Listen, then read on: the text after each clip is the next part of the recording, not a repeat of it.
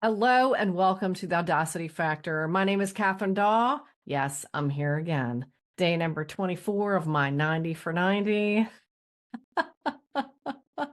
It's been really inspiring even and kind of challenging to actually do these every day. And when I'm struggling for something to talk about, I'm often inspired by others, things that I watch or somebody I have a conversation with, books that I read. Many of you know that I created a deck of cards, and they will be on pre-order at some time soon. I'm working with a new printer, so you will be able to have access to those and I'll let you know as soon as that's possible. We talk about fear all the time. We talk about resentment. We talk about forgiveness. We talk about compassion. We talk about empathy. We talk about all of these things that so many of us want to experience in our lives. Don't we ultimately want to be forgiven? We have to be able to forgive ourselves, but we also have to be able to recognize the fact that we need to do that. And there are other people that we need to let go of. Whatever resentments you have against them, whatever traumas they're related to, whatever, if they victimized you, whatever it is, we can hold on to so much of that.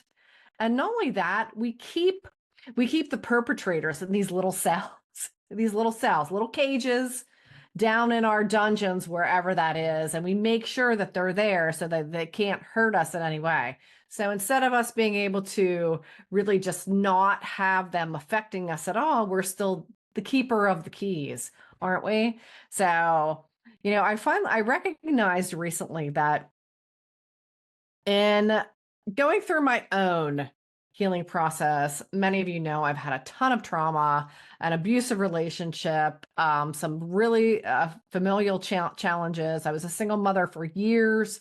And it's kind of layer upon layer. It is the proverbial onion. Ogres are like onions, right? We all know that. So this fear that we have, the trauma, the experiences, it's all kind of created this onion for us to dismantle. It's really our responsibility. What I realized recently was that as I peel back the layers, there's a layer underneath of that. And if you've ever read, there's a book called The Choice and a book called The Gift, and I forget the author's name, and I don't have it sitting here right with me now, but she talks about rage. And this was a woman who was tortured by the Nazis, and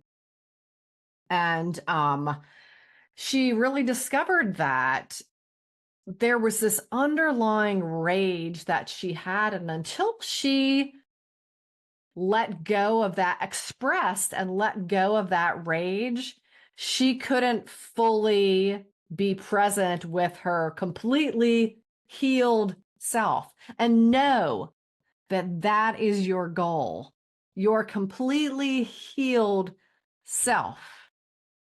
It's not about knowing our triggers and then avoiding things that trigger us. It's about dismantling and dissolving the triggers. It's about dismantling and dissolving any of our past traumas, experiences, whatever it is. People always related to people, isn't it? It's always related to other people. It's until we can have those things not affect us at all that we are free.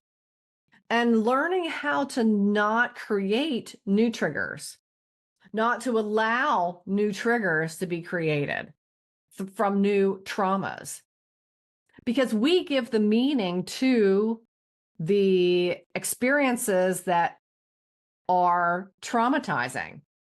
So what if you could literally interrupt the creation of the triggers? Would that be something that you wanted? I know for me, absolutely. I don't want to create anymore.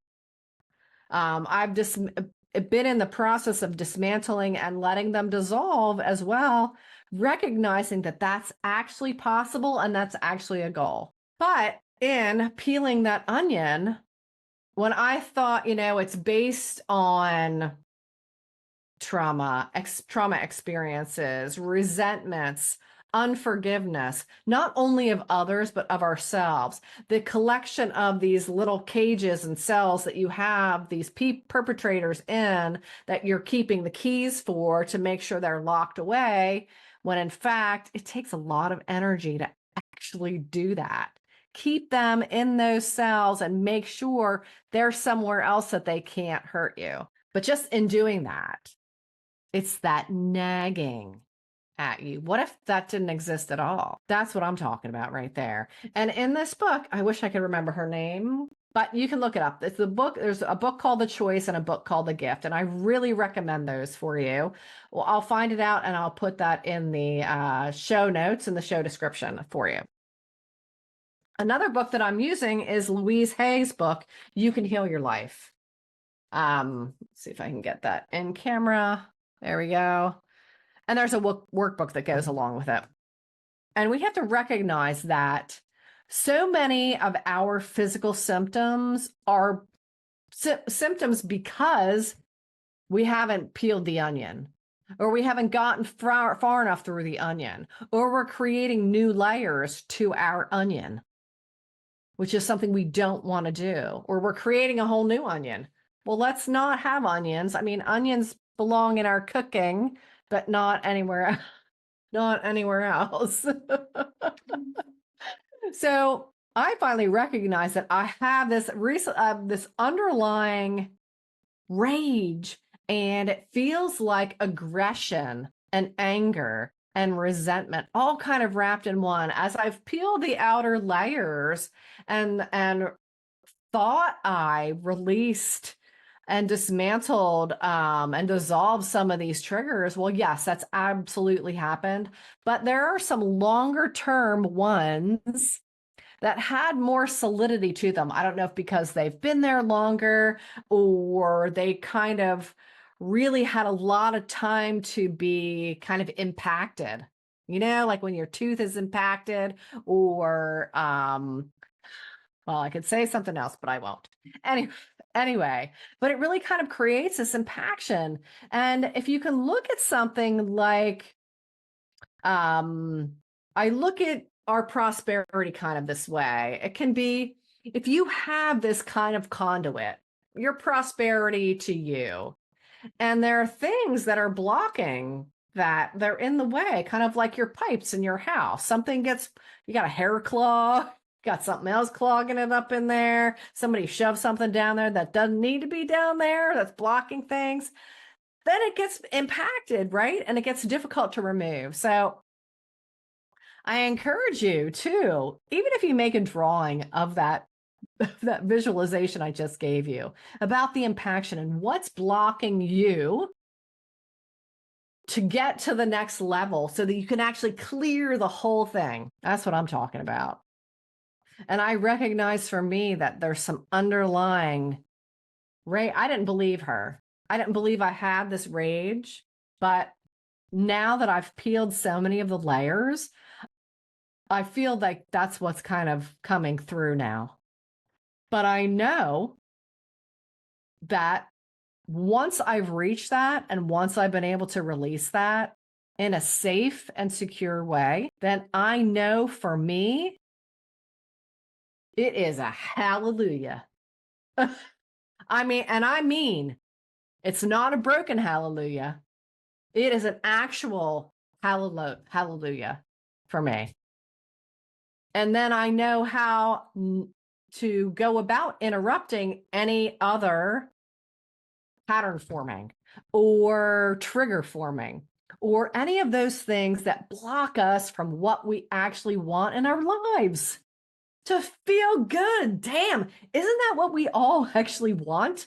Do we want to be in fear? We don't. Come on now. We want to be having fun. We want to be happy. We want to be prosperous. We want our family to feel good. We want ourselves to feel good. And whatever that family looks like to you, you get to create that. It doesn't have to be family of blood.